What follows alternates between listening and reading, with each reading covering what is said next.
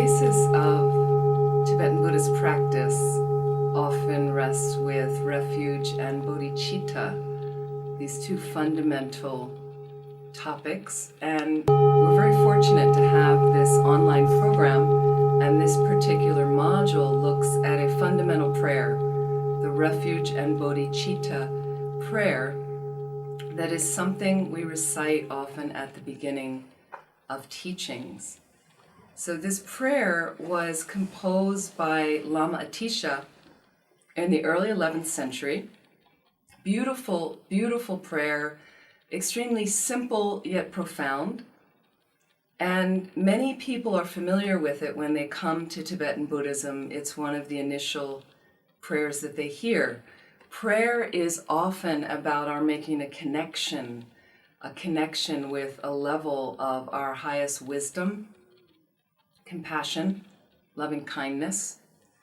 And in a sense, you don't have to be in a temple, don't have to be in a church to pray. It really is calling from the heart at that highest potential of yourself, often manifested externally, and in this particular tradition as an enlightened being, like the Buddha, which means, Buddha, Sanskrit term, fully awakened being, fully awakened being. So this prayer, in English, I go for refuge until I'm enlightened to the Buddha, the Dharma, and the Supreme Assembly. By my collection of merits, of generosity and so forth, may I become a Buddha in order to benefit all migrating beings. There are variations of the prayer based on different translations. We hear a variation, a version of this chanted at the beginning of teachings. And when we do it on our own, it sounds something like this.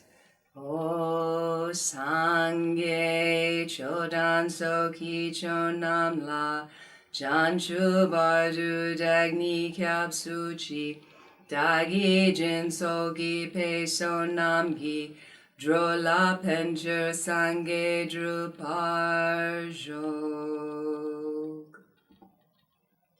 So what is the essence of this particular prayer? Why is it so important to be chanted, recited at the beginning of teachings? And what's amazing about this prayer is it contains the entire path to enlightenment. 4 simple lines. So for people who are busy, working full-time jobs, raising families, very busy with their lives and friends and things like that, this particular course is essential and is so accessible because through this 4-line prayer, you can take the essence of the entire path. And Rinpoche has put together explanations about each line with specific words highlighted. There are also meditations, so a mindfulness practice on some of the essence of what's being talked about in this prayer. If we look at, I go for refuge until I'm enlightened to the Buddha, the Dharma, and the Supreme Assembly. These are the first 2 lines. I'm going to get enlightened, so I'm not there yet. I'm not there yet. The Buddha, Dharma, and Sangha are separate from me. Okay, but I'm seeking shelter or refuge in them. Why am I doing it? So the essence is, I suffer. I suffer tremendously. We all do. All living beings do. When a problem arises, what we tend to do is want to escape. So we run to friends and family for advice. We end up with physical recreation, listening to music, going to movies, reading novels, escaping through sports events, running to the refrigerator and eating, recreational drugs. So these are all the things we do when we're escaping, when there's a problem. These things tend to add some temporary relief to the problems and the trouble, but the problems are still there underneath. We run to friends and family. They give us advice. Is their advice limited or is it unlimited? Do they absolutely know what to tell you? So basically we look to what we call the triple gem, the three jewels of refuge, the Buddha, the Dharma, and the Sangha. So let's look at what are their qualities. What are their qualities? The Buddha jewel. There's a conventional level of the three jewels of refuge, and there's an ultimate level. Conventional level of the Buddha jewel is Shakyamuni Buddha, who lived about 2,600 years ago, was an Indian prince, found there was a level of suffering in his realm that he felt compelled to bring an end to. There must be an end to the suffering. And as a result, he goes out on an incredible journey to pacify his mind completely. And through that process becomes fully awakened or enlightened. In that process, becoming a Buddha, a fully awakened being, you are then free of all fears. Completely free of all fears. Imagine if you had no fears, okay? You're also fully empowered to benefit all living beings without any discrimination about them, okay? Helping beings, always benefiting beings, whether they harm you, whether they help you. That's the Buddha mind. That's what the Buddha does, okay? So that would be a conventional sense of the Buddha. On another level, you could say there's some forms the Buddha manifests. There is an emanation body, nirmanakaya in Sanskrit, emanation body. It's a body we see, for instance, as His Holiness the Dalai Lama, who manifests as a Tibetan monk. It's a manifestation we can connect with. There is an enjoyment body in Sanskrit, Sambhogakaya. And this is a body that we don't often see representing or manifesting as a deity. Okay? But this is on some level a conventional sense of the Buddha jewel. So the ultimate level of the Buddha jewel would be the omniscient mind, the all-knowing mind, all-knowing mind. The ultimate Buddha jewel as well, something considered Dharmakaya. Dharmakaya in Sanskrit, truth body of the Buddha. Truth body of the Buddha. What does that mean? In a sense, the wisdom that pervades everything. It is the wisdom manifesting, recognizing the emptiness of all phenomena, that non-duality that pervades everything. Some people refer to that as the absolute guru. Okay, so there's the Buddha jewel, conventional level, ultimate level. You would consider these qualities and reflect on this in this module. Is that an infallible source of protection for me from more suffering? Dharma jewel, the Dharma jewel. On one level, the teachings. You could look at the three baskets of teachings.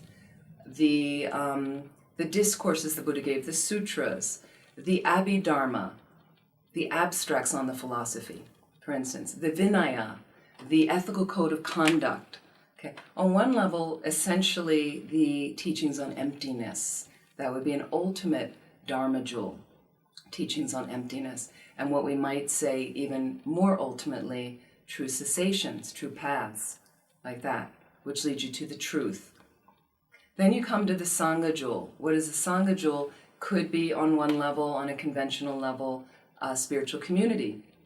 It could be fully ordained monks and nuns, or monks and nuns, so monastics like that.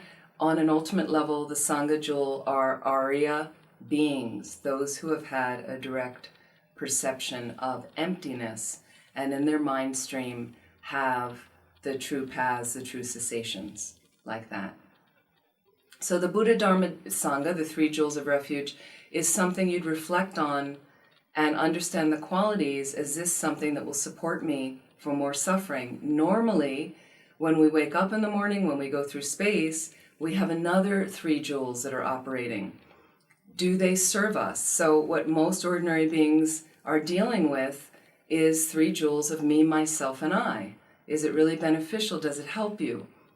Does it lead you away from your problems and suffering on a long-term basis?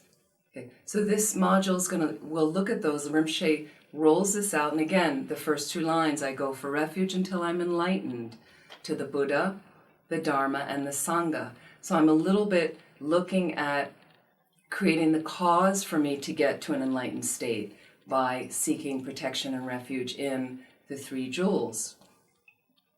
I go for refuge until I'm enlightened to the Buddha, the Dharma, and the Supreme Assembly by my collection of merits from generosity and so forth. And so this line, the third line, is talking about the six perfections, fundamentally the practices that make you a bodhisattva, a Buddhist saint, so one who has synthesized the method aspect of the path, not separate from emptiness necessarily, but basically has the skillful means to get enlightened, and that involves bodhicitta, a Sanskrit term that means the enlightened mind.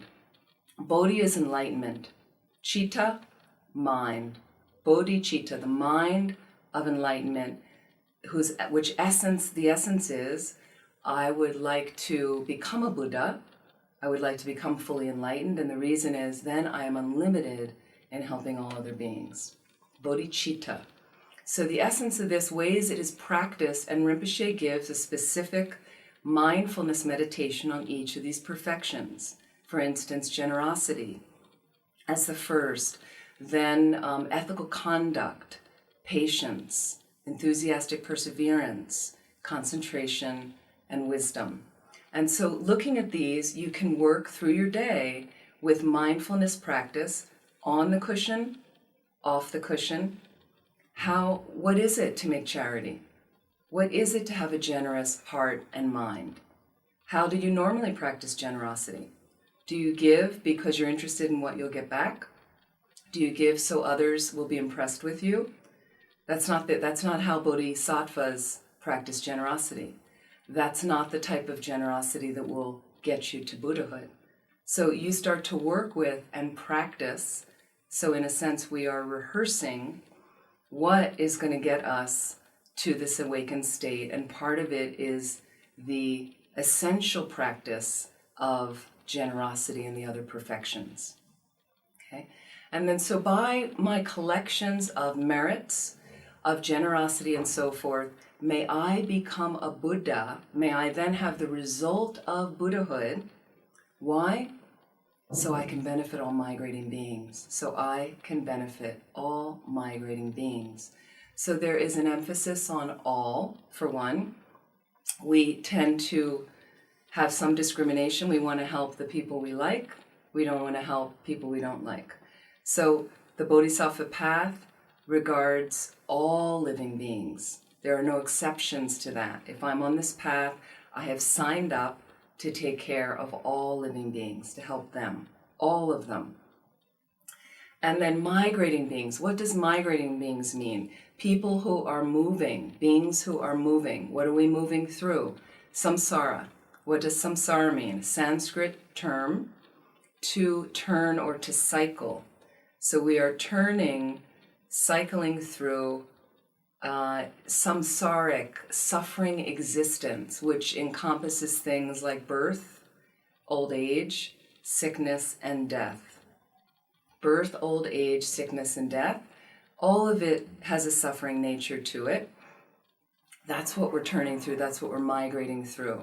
So for all these beings who have had countless lifetimes of suffering, we're signing up for them. I have to become a Buddha, and there's an urgency to it. There's an urgency that I've got to reach this state. I have to end up in this resultant Buddha state so that I can benefit all these living beings. So the entire path is there, from taking you through initially a fear that comes from realizing I'm in a suffering situation and it could be much worse after this life or when I die. So initially you start to generate a sense of fear that motivates you to practice, that motivates you to walk on this path. And so the fear is not a paralyzer. It basically starts to inspire you that I am afraid of the unknown. Most people are afraid of death, that ultimate transition. And so from that, realizing I don't have any control over that, I would like to start looking at something that's going to help me. What will help me? So then again, looking at, reflecting on the qualities of the Buddha, Dharma, and Sangha, can I generate some faith? Can I begin to understand their qualities that starts to inspire some faith in me? And then coming into, when we look at the last two lines, is the reason I'm doing this, the whole point, is to become a fully enlightened being. And then I'm completely unlimited in benefiting all others. So the compassionate heart, bodhicitta, is the whole premise of why we're doing this. So it involves all three of the motivations of the different scopes of the Lamrim, and the whole path is really contained in this very special, precious 4-line verse. So, fantastic way is to look at this module and embark on this journey. And taking this simple prayer, you can make incredible strides in your spiritual endeavors. And may it be worthwhile for you. May it help all of us to progress along a path to full awakening so we can really be of the most benefit.